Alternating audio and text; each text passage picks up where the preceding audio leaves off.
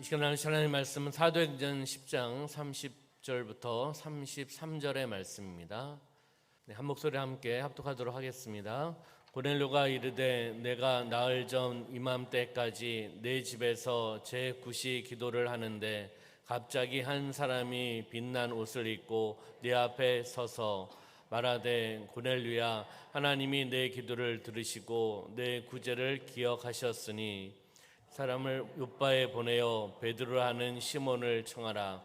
그가 바닷가 무두장이 시몬의 집에 유숙하느니라 하시기로 내가 곧 당신에게 사람을 보내었는데 오셨으니 잘하였나이다. 이제 우리는 주께서 당신에게 명하신 모든 것을 듣고자 하여 다 하나님 앞에 있나이다. 아멘.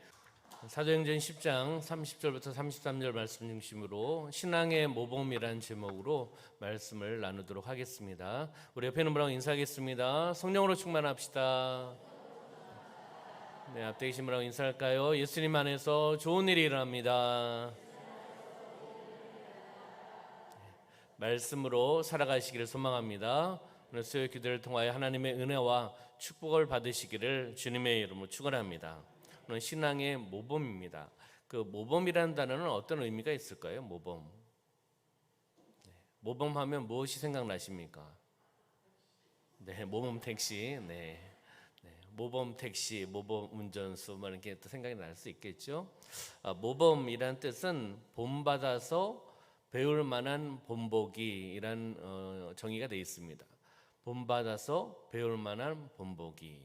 그래서 다른 단어로 쓰면 귀감, 기준, 모범, 본, 규범, 거울, 모델, 기타 등등 이렇게 되어 있습니다.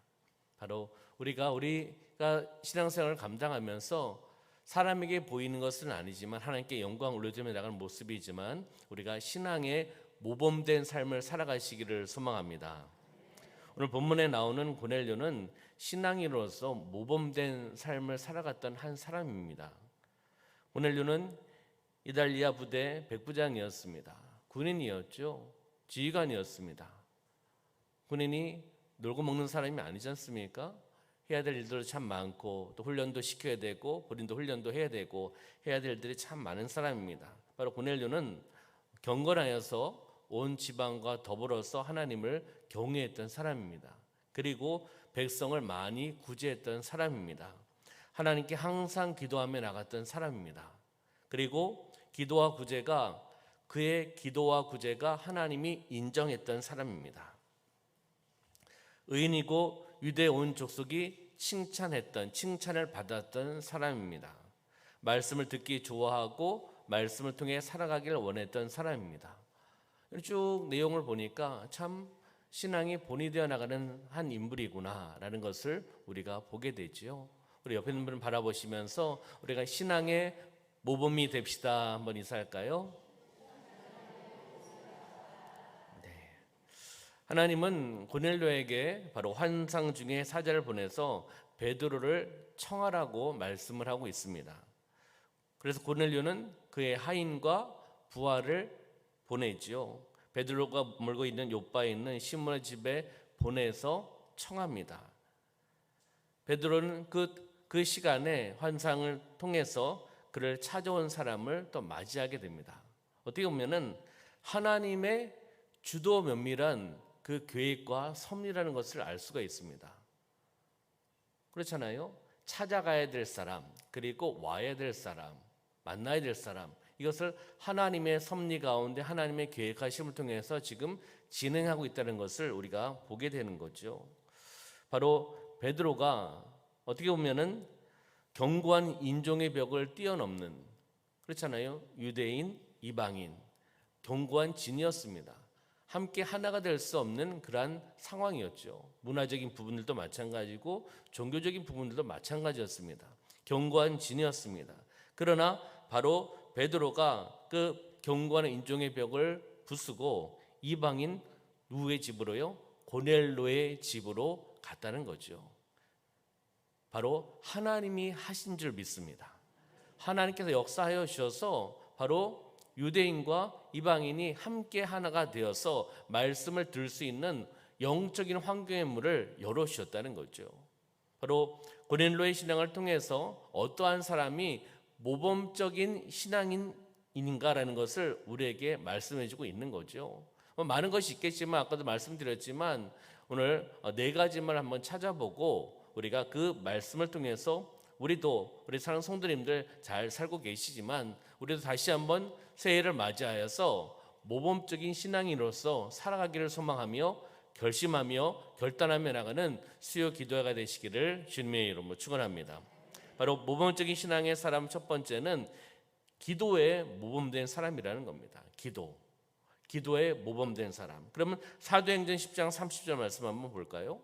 고넬료가 이르되 내가 나흘 전 이맘때까지 내 집에서 제 굿이 무엇을 하는데요?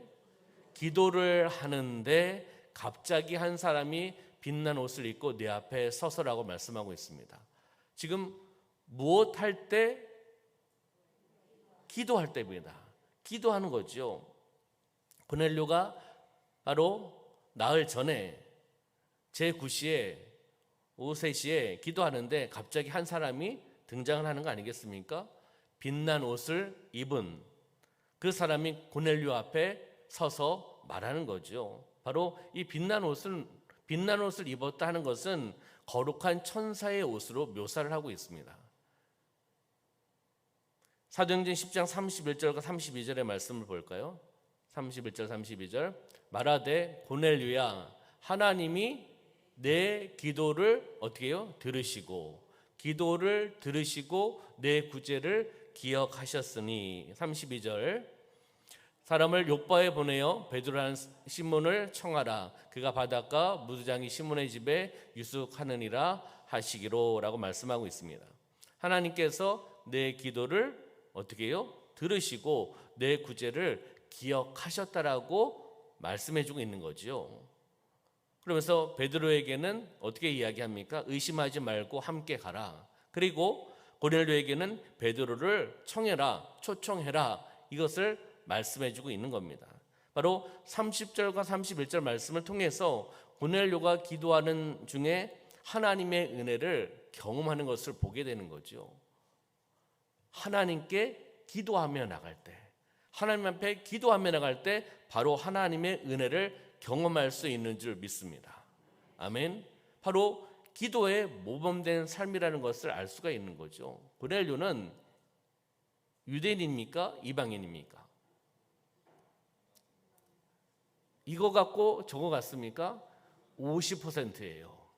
유대인이냐 이방인이냐? 네, 이방인이죠.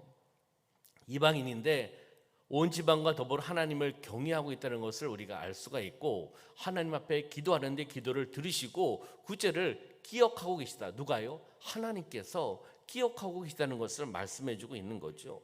고넬료는 바로 삶의 전체가 기도 생활의 연속이었다는 것을 말씀을 통해서 우리에게 말씀해주고 있습니다. 생활 전체, 삶의 현장, 바로 삶이 기도 생활의 연속이었다는 것을 말씀을 통해서 우리에게 말씀해주고 있습니다.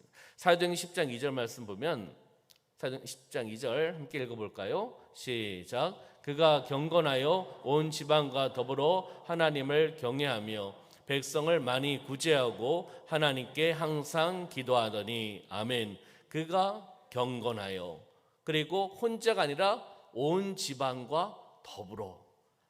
참 은혜 아닙니까? 혼자 신앙생활하는 것도 쉽지 않은데 온 집안이 더불어 누구를 경외했다고요? 하나님을 경외했다. 할렐루야. 이런 가정이 되시기를 주님의 이름으로 축원합니다. 그 다음에 백성을 많이 구제하고 하나님께 기도하더니 그 사이에 어떤 단어가 있죠?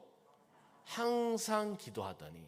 하나님께 기도했던 사람이라는 것을 말씀해주고 있는데 어떠한 기도였습니까? 신앙생활에 중요한 것은 기도입니다. 하나님과 대화라는 것을 우리 성도님들이 모르신 분은 한 분도 안 계실 겁니다.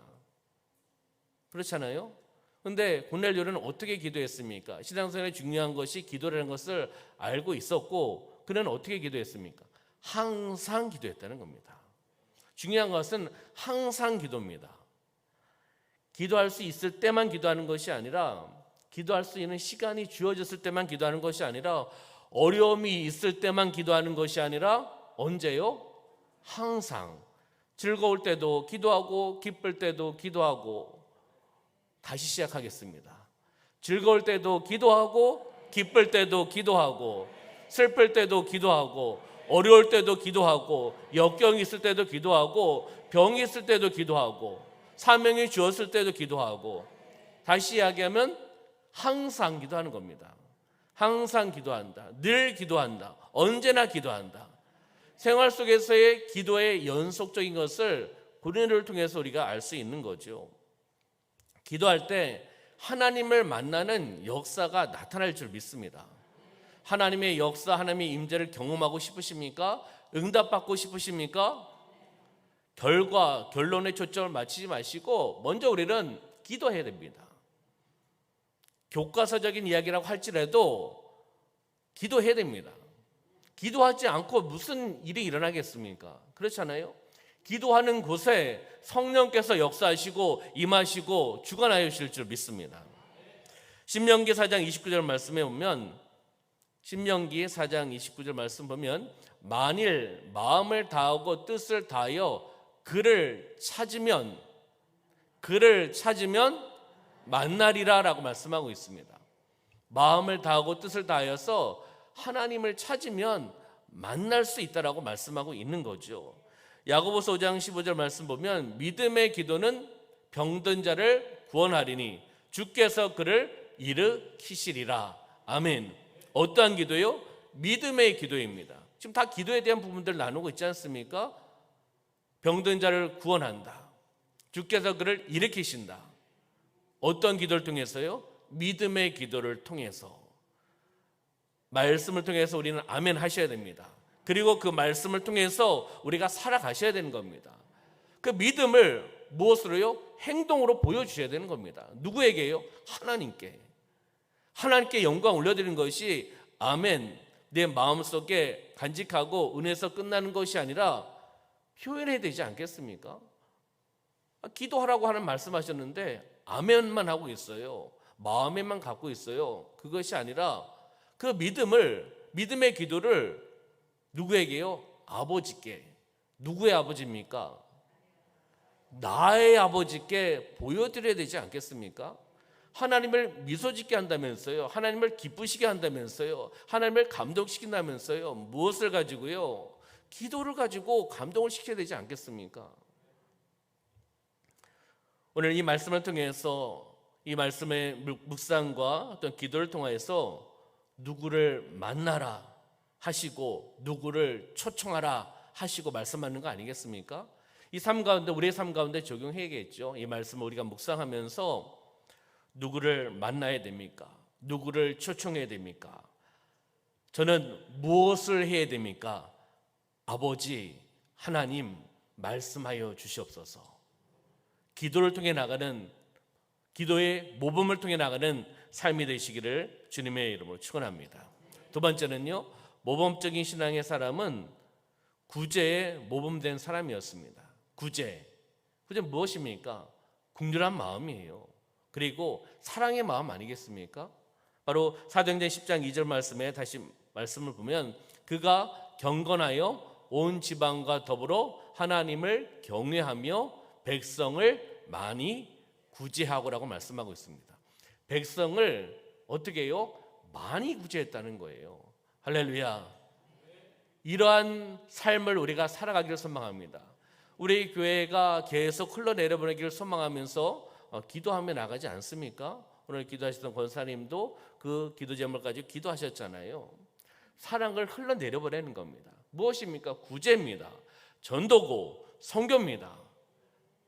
아웅다웅 붙잡고 계시면 안 돼요. 그렇잖아요. 천국 갈 때 가져가실 겁니까? 아니잖아요. 이 땅의 거는 이 땅의 것입니다. 그래서 우리의 삶 가운데 힘들고 어려운 사람들, 고난과 역경이 있는 사람들, 그분들을 찾으시는 겁니다. 마음이 있으면 찾을 수가 있어요. 어떤 마음이요? 긍휼의 마음. 그렇잖아요. 사랑의 마음이 있으면 관심을 가진다는 거예요. 관심을 가지면 그분에게 무엇을 도울 수 있을까? 무엇을 할 수 있을까? 우리 공동체가 무엇을 할 수 있을까? 이것을 우리가 한번 찾아보며 나가는 그러한 시간이 되기를 소망합니다. 12월 달만 겨울이 아니라 1월 달도 겨울이잖아요. 그렇잖아요. 날씨가 예전보다는 좀 따뜻한 시기긴 해요. 그렇지만 겨울입니다. 힘들고 어려우신 분들이 겨울이 가장 힘듭니다. 여름보다도. 그렇잖아요. 그래서 우리 구역에, 우리 목장에, 우리 또한 공동체에, 아니면 우리 이웃에 무엇이 힘든지 어려운지 이야기를 들으시면 우리 교육자들에게, 우리 또한 장로님들에게 말씀해 주세요. 그럼 우리 교회가 할 수 있는 부분들을 함께 섬기며 나가기를 소망합니다. 어떤 권사님을 통해서 연락을 받았습니다. 우리 교회 성도님은 아닙니다. 힘들고 어렵고 여러 가지 환경이 힘들어서 필요한 것이 무엇이냐 여쭤보니까 이런 것이 필요합니다 라고 말씀하셨습니다. 그래서 우리 교회 구제비에서 필요한 것을 사다가 부목사님 제가 샀고 가기는 부목사님 가셨습니다. 가서 기도해 드리고 환경도 보시고 이렇게 오세요라고 말씀을 드렸거든요. 그래서 사진을 제가 받았습니다. 그렇잖아요. 우리 교회 성도 챙겨야 됩니다. 또 찾으셔야 돼요. 그리고 하나님께서 보여주시는 그런 분들을 그냥 지나치시면 안 됩니다. 왜 보여주셨겠습니까? 그렇잖아요. 우리 교회도 집에도 불이 나갈 때가 있잖아요. 조명이 나갈 때가 있습니다. 그러나 조명이 나가는 건 보는 사람만 봐요. 또 그렇지 않습니까? 깜빡깜빡하면은 같이 보겠지만 꺼진 건 또 잘 못 찾는 사람도 있습니다. 우리 주변에 힘들고 어려운 분들 하나님께서 마음을 주시고 보게 해주시면 우리가 함께 그것을 나눌 수 있는, 사랑을 흘러내려 보낼 수 있는 그러한 공동체가 되기를 소망합니다. 고넬료는 많이 구제를 했다고 말씀하고 있습니다. 많이, 적당히가 아니라 많이 구제를 했습니다. 구제는 국률의 마음입니다. 사랑의 마음이라는 거죠. 바로 구제에 모범된 사람에게 하나님께서는 엄청난 축복을 주시는 메시지가 있습니다. 하나님께서 구제에 힘쓰며 애쓰며 나가는 사람, 하나님께서 이렇게 축복해 주시겠다라고 말씀하고 있죠. 누가복음 6장 38절 너무나 잘 알고 있는 말씀이잖아요. 누가복음 6장 38절 우리 위에 노란색으로 되어 있는데 한번 읽어볼까요? 시작. 주라 그리하면 너에게 줄 것이니 곧 후이 되어 누르고 흔들어 넘치도록 하여 너에게 안겨주리라. 아멘.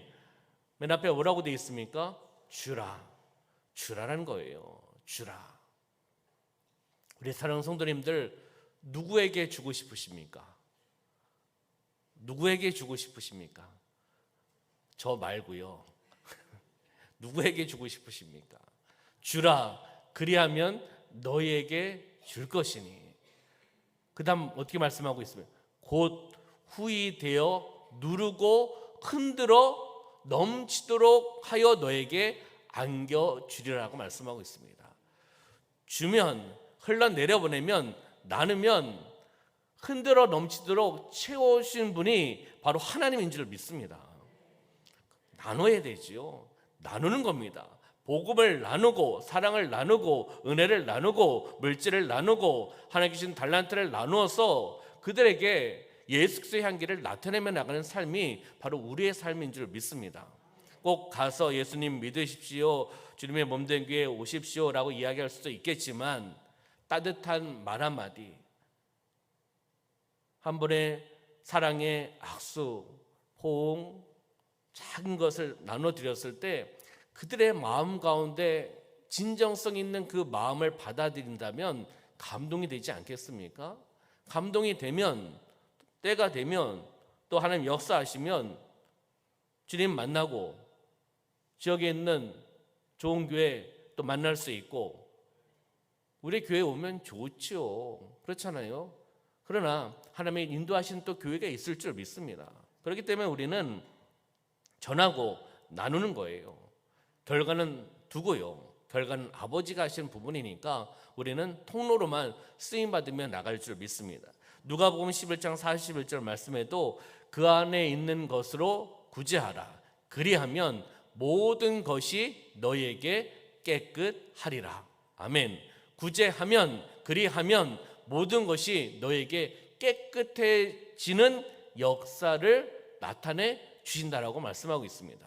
여기에 깨끗해진다, 깨끗하리라 라는 의미는 질병에서 치유해 주리라, 이런 의미가 들어가 있는 겁니다. 나누면 회복시켜 주신다는 겁니다. 아멘. 치료, 회복받기 위해서 구제하는 것은 아니지만 말씀 아니겠습니까? 나누면 회복의 역사가 나타날 줄 믿습니다. 왜냐하면 하나님의 말씀이니까요. 언약의 말씀이니까요. 약속의 말씀을 주셨으니까요. 우리가 그 말씀을 믿고 따르고 행하며 나아가면 그 역사가 나타날 줄 믿습니다. 그리고 세 번째는 모범적인 신앙의 사람은 예배에 모범된 사람입니다. 예배의 성공자가 되시기를 소망합니다. 우리 옆에 는 바라보시면서 당신은 예배의 성공자이십니다. 인사할까요? 네. 이렇게 수요 기도에 나오신 우리 성도님들 사랑하고 축복합니다. 네. 수요 기도에 나오신 우리 성도님들 사랑하고 축복합니다.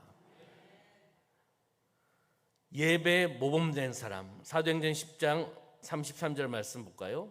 내가 곧 당신에게 사람을 보내었는데 오셨으니 잘하였나이다. 이제 우리는 주께서 당신에게 명하신 모든 것을 듣고자 하여 다 하나님 앞에 있나이다 라고 말씀하고 있습니다. 고넬료가 베드로를 부른 그 이유가 여기 있지 않습니까? 이제 오셨으니 이제 주께서 당신에게 명하신 모든 것들을 우리가 듣기를 원합니다. 우리가 하나님 앞에 지금 있습니다. 다시 이야기하면 말씀하여 주시옵소서. 말씀을 받는 시간, 예배를 드리는 시간, 예배에 모범된 삶을 살기를 원하는 고넬료의 모습을 보고 있다는 거죠. 우리는 예배에 실패하면 인생이 실패입니다. 할렐루야. 예배에 성공하셔야 됩니다. 예배의 승리자가 되셔야 되는 겁니다. 예배를 통해서 하나님께서 말씀하시고 그 말씀을 통해서 우리가 은혜 받고 축복받고 회복되고 그 말씀으로 또 승리하며 나갈 줄 믿습니다. 고넬료는 예배에 모범된 사람이라는 것을 이 말씀을 통해서 우리에게 말씀해주고 있는 거죠. 그러면 모범된 예배, 좀 표현이 좀 그렇지만 모범된 예배, 그런 예배는 어떠한 예배일까요? 모범된 예배를 드리려면 어떻게 드려야 될까요? 수요 기도회를 드리시는 우리 사랑하는 성도님들처럼 드리면 되겠죠? 아멘은 안 하십니까? 지금 신정과 진정으로 드리는 예배가 아닙니까? 볼까요? 첫 번째는 은혜를 사모하는 마음이 있어야 됩니다. 지금 이 내용은 다 고넬료의 이야기를 여기서 그냥 풀어가는 겁니다. 은혜를 사모하는 마음, 하나님의 은혜, 하나님의 말씀을 사모하는 마음이 있어야지 그 예배가 진정한 예배가 될 수 있다는 거죠. 본이 되는 예배가 될 수 있다는 겁니다. 은혜를 사모합시다. 하나님의 은혜를 사모하며 나갑시다. 올 한 해 작년에도 잘 살아오셨고 예배 잘 들으셨습니다. 작년보다는 올해가 하나님이 더 큰 은혜를 받으시길 소망하고 더 사모하시길 소망하고 믿음이 더 전진되기를 소망하고 영적 성장이 이루어져 나가는 귀한 2024년도가 되시기를 주님의 이름으로 축원합니다. 두 번째는요, 주의 종을 환영하는 마음이 있어야 됩니다. 지금 고넬료가 그 베드로를 환영하는 이야기를 한 거잖아요. 하나님이 보내주셨고 하나님의 역사하심을 통해서 주의 종을 만난 거죠. 이야기하면 또 제가 그런데 저도 말씀을 전하는 자다 보니까 포괄적으로 생각해 보시기 바랍니다. 말씀을 전하는 자, 교육자, 우리 부목사님, 우리 전사님, 우리 저거 있잖아요. 이제 교육자로만 따진다면 말씀을 전하는 자하고 불편한 관계가 되면 은혜를 못 받습니다. 이거는 제가 경험한 거고 저도 그렇잖아요. 저도 집사 때가 있었습니다. 신학교 다니는데 섬겼던 목사님께서 신학교 졸업하면 교육자 되는데 집사의 생활을 해봐야 되지 않겠냐 해가지고 집사를 주셨어요. 서리 집사지요. 안수 집사 말고요.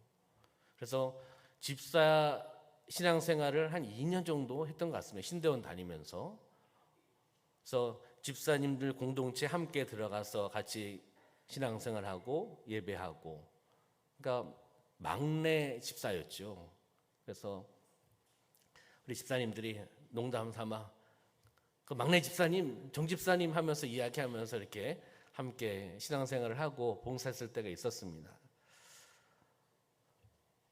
말씀을 전하는 자는 완벽하지는 않습니다. 그러나 말씀을 전하는 것은 하나님의 말씀입니다. 사람을 바라보는 것이 아니라 저도 부족하고 연약하죠. 그렇잖아요. 힘들고 어려울 때는 쓰러질 수도 있고 넘어질 수도 있습니다. 연약한 사람을 바라보는 것이 아니라 선포되는 말씀을 들으시길 소망합니다. 사람이 사람을 바라보면 은혜가 되지가 않습니다. 그렇기 때문에 여기 나오고 있는 주의 종을 환영하는 마음, 말씀을 사모하고 말씀을 전하는 자를 바라보는 것이 아니라 그 말씀을 바라보며 나가는 삶이 되시기를 소망합니다. 제가 구역 신방 예배를 드릴 때 감사했던 것이 39개의 구역을 다 신방을 했고 39개 가정을 간 거 아니겠습니까? 대표적으로 그 가정에서 했기 때문에 가정에 가는데요, 제가 무엇이 간데 저를 이렇게 환영해 주시고 가는데요, 박수 쳐주는 가정도 있고요, 구역도 있고 또 환호성을 하는 가정도 있었습니다. 아, 제가 무엇이 간데요. 네. 그러니까 또 사람이니까 너무 행복하더라고요. 기뻐요. 그렇지 않습니까? 우리는 함께 축복하고 함께 기뻐하고 함께 삶을 나누고 함께 영적인 공동체로 나가는 그러한 관계가 되기를 소망합니다. 제 나이는 우리 사랑하는 성도님들이 아시잖아요. 제 나이가 그렇게 많지가 않습니다. 그렇죠? 모르세요? 어르신 목사님도 아니고 어르신 목사도 아니고, 그리고 목양실의 문을 저는 낮춰놨습니다. 여러분들이 노크를 하시고 들어오시면 됩니다. 가끔가다 제가 잠궈 놓을 때도 있긴 하지만 쉴 때 어쩔 수 없을 때는 이제 안에서 잠궈 놓을 때가 있어, 안에 있으면서도. 왜냐하면 말씀을 준비하고 예배가 가까워지면 제가 그냥 잠궈 놓습니다. 왜냐하면 예배 전에 어떤 상담을 하거나 예배 전에 무엇을 하면 집중이 되지가 않습니다. 그리고 잠깐이라도 기도하고 나올 수 있는 시간이 되기를 소망하면서 그래서 일부러 문을 잠굽니다. 그러니까 예배 10분 전, 5분 전에 와가지고 기도 받으려고 하지 마시고, 기도 받으시려고 상담하시려고 하면 미리 연락을 하시거나 일찍 오셔가지고 문이 열려 있을 때 노크를 하시고 들어오시기를 소망합니다. 그래서 여기 나오는 은혜를 사모하고 주의 종을 환영하며 나가는 그러한 마음이 있을 때 은혜를 받습니다. 그리고 세 번째는 미리 준비하는 마음이 있어야 됩니다. 예배에 있어서 준비된 마음이 있어야지 은혜를 받을 수 있다는 거죠.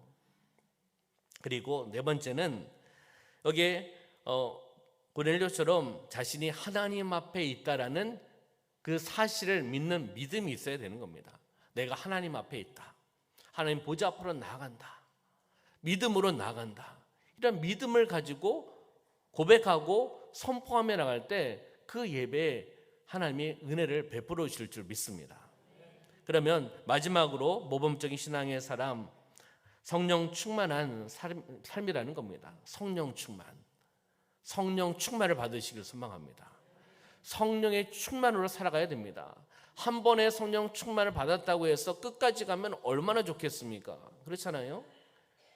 자동차에 기름을 넣으면, 한 번 넣으면 그 자동차가 계속 갑니까? 그 이상한 기름이겠죠. 그렇잖아요. 넣으면은 점점 줄어듭니다. 증발되는 것도 있고 달려서 없어지는 것도 있고 소모되는 게 있지 않습니까? 똑같습니다. 성령 충만 받아서 뜨겁고 눈물을 흘리고 믿음이 회복되고 열정이 생깁니다. 근데 그것이 계속 가면 얼마나 좋겠습니까? 근데 시간이 지나가면 그 믿음의 열정도 떨어지고 어떤 관계 때문에, 어떤 일 때문에, 부딪힘 때문에 우리는 또 세상에서 살아가고 있기 때문에 점점 어려워지는 것들이 있지 않습니까? 그래서 성령의 충만함을 언제요? 매일 받으셔야 될 줄 믿습니다. 사모하는 마음이 있어야 돼요. 사모하는 마음 가운데 성령께서 역사하실 줄 믿습니다. 바로 마지막 네 번째는 성령 충만에 모범된 삶을 살아가야 된다라고 우리에게 말씀해 주고 있는 거죠. 사도행전 10장 44절을 말씀해 보면 베드로가 이 말을 할 때 그 전에 이제 말씀을 선포하는 내용입니다. 그 내용까지 하기는 시간이 없으니까 베드로가 말씀을 전하고 있을 때 성령이 말씀 듣는 모든 사람에게 어떻게 해요? 내려오시니라고 말씀하고 있는 겁니다. 베드로가 말씀을 선포하고 있는 그 상황에 성령께서 임하시는 거죠. 성령께서 역사하시는 겁니다. 어떤 사람에게요? 말씀을 듣는 모든 사람에게 내려오셔서 역사하고 계시다는 것을 보게 되는 거죠. 바로 말씀을 들으시면서 성령 충만을 받으시기를 소망합니다. 여기엔 또 조건이 있겠죠. 사모하는 마음입니다. 동일한 말씀이 선포돼도 어느 분은 아멘하고 어느 분은 노멘할 수도 있습니다. 그렇잖아요. 이것은 나에게 맞는 말씀이고 이 말씀은 아니야 라고 노멘하시는 분이 있을 수 있습니다. 그러면 아멘하시는 분이 은혜를 받겠습니까? 노멘하시는 분이 은혜를 받겠습니까? 선택해서 받는 말씀이 되어서는 안 됩니다. 내가 선택해가지고 이것은 아멘이고 이것은 노멘이야 라고 선택을 하시면 안 됩니다. 다 하나님의 말씀입니다. 그 말씀 우리는 아멘의 신앙을 통해서 아멘으로 살아가는 삶이 되시기를 주님의 이름으로 축원합니다. 모범된 신앙인은 성령 충만한 성도라는 것을 우리에게 말씀해 주고 있죠. 그러면 성령 충만한 역사는 언제 일어나고 언제 나타날까요? 제가 예전에 몇 번 말씀드린 적이 있습니다. 성령 충만한 역사, 성령의 역사함. 여러분 성령 충만을 받기를 원하십니까? 사모하는 마음이 있어야 되죠. 그런데 몇 가지를 이야기해 본다면 첫 번째는 회개할 때 성령의 역사함이 나타납니다. 말씀을 통해서 그 말씀을 가지고 회개하며 나갈 때 성령께서 역사하십니다. 두 번째는요, 기도할 때인데 어떻게 기도할 때요? 열심히 열정을 가지고 기도하며 나갈 때 성령께서 역사하신다는 겁니다. 형식적인 거 말고요. 그렇잖아요. 형식적인 게 말고 조시면서 기도하시면 성령 충만 받으시겠습니까? 그렇잖아요. 열심히 깨어서 기도하며 나갈 때 성령이 충만한 역사가 나타난다는 겁니다. 세 번째는 간절히 사모하는 마음으로 말씀을 들을 때입니다. 간절한 마음으로 나에게 주신 영적인 레마의 말씀으로 그 말씀을 듣기를 소망하고 그 말씀으로 살아가기를 소망하고 그 말씀을 가지고 회개하기를 소망하고 그 말씀을 가지고 다시 한번 결심하며 결단하기를 소망하며 사모하는 마음으로 그 말씀을 들을 때 아멘할 때 성령의 역사함이 나타난다는 것입니다. 그리고 우리가 찬양하지 않습니까? 우리 찬양단과 함께 찬양하며 나갈 때 어떻게 되겠습니까? 이 앞에서 찬양을 부르시는 분들은 콘서트 하는 가수가 아닙니다. 그렇잖아요. 콘서트장에 와가지고 티켓을 끊어서 들어와가지고 가만히 보고 있는 공연장이 아닙니다. 요즘 뭐 젊은 친구들 콘서트장 제가 안 가봐서 모르겠지만 TV로 보면은 열광입니다. 사실은요. 왜냐하면 본인이 좋아하는 가수를 만나기 위해서 그 노래를 부르기 위해서 그렇잖아요. 그 표를 비싼 표를 끊어가지고 또 앞자리가 비쌀 거 아니겠습니까? 끊어가지고 들어가는 거 아니겠습니까? 우리는 하나님을 만나기 위해서 은혜의 말씀을 듣기 위해서 이렇게 수요기도회까지 나오시지 않았습니까? 바로 우리의 삶 가운데 함께 우리 찬양단과 함께 간절한 마음으로 사모하는 마음으로 찬송하며 나갈 때 성령께서 역사하여 주실 줄 믿습니다. 아멘. 그리고 우리 또 주일날 우리 찬양대가 찬양으로 하나님 앞에 영광 올려드리잖아요. 그럴 때는 우리가 이제 같이 하는 것은 아니고 찬양대가 대신 기도로 사랑으로 마음으로 준비한 것을 하나님 앞에 올려드리잖아요. 그러면 그 찬양 가사를 또 음미하고 그렇게 되기를 소망하고 누구에게요? 나에게, 우리 가정에게, 우리 공동체에 그 가사대로 그것이 나의 신앙 고백이 되기를 소망하고 그런 역사함이 나타나기를 소망하면서 함께 아멘하고 또 끝나면 우리가 박수 치는 거 아니겠습니까? 박수는 누구한테 치는 겁니까? 하나님의 영광을 위해서 박수 치는 거 아니겠습니까? 하나님의 영광을 위해서 함께 아멘하고 박수 치는 것이 하나님 앞에 드려지는 거 아니겠습니까? 그렇듯이 열심히 믿음으로 찬송하며 나갈 때, 그리고 믿음으로 사모하고 주의 종에게 안수기도 받을 때 성령께서 역사하시는 줄 믿습니다. 믿음으로 사모하고, 그렇잖아요. 믿음으로 사모하고 함께 기도하며 나갈 때 주의 종과 믿음을 가지고 사모함을 통해서 함께 기도하며 나가는 그 공동체 가운데, 그 기도하는 곳 가운데 성령께서 역사하여 주실 줄 믿습니다. 오순절 마가다락방에 모였던 성도들이 어떻게 되었습니까? 성령의 충만을 받았습니다. 기억하시죠? 모르세요? 기억하시잖아요. 오순절 마가다락방에 모여 있었던 성도들의 그 모습을 기억하실 줄 믿습니다. 하나님의 말씀을 듣고 간절히 기도하며 나갔을 때 성령의 충만한 역사가 그 마가다락방 가운데 임하였다는 것입니다. 마가다락방 하면 우리 한국 문화의 다락방, 작은 다락방이 아닙니다. 여기 유대 문화는 큰, 어떻게 보면 지붕 밑에 있는 거긴 하지만 넓은 그런 공간입니다. 성지순례 갔을 때 마가다락방에 갔는데 넓더라고요. 그리고 설명을 해주시더라고요, 선교사님께서. 한국 문화의 다락방을 생각하시면 안 됩니다. 이곳이 그 곳이라고 인정하는 곳이고, 이렇게 넓은 곳에서, 그렇잖아요. 120명이 모여 있는데요. 무슨 어디 작은 방에 어떻게 120명이 모이겠습니까? 공동체가. 그래서 마가다락방에, 또한 오순절 마가다락방에 모였던 성도들이 하나님의 말씀을 듣고 그 말씀을 사모하고 간절한 마음으로 기도하며 나갈 때 성령께서 역사하신 것을 우리는 보게 되는 거죠. 말씀을 정리하도록 하겠습니다. 신앙의 모범적인 사람, 고뇌를 통해서 우리가 말씀을 보았습니다.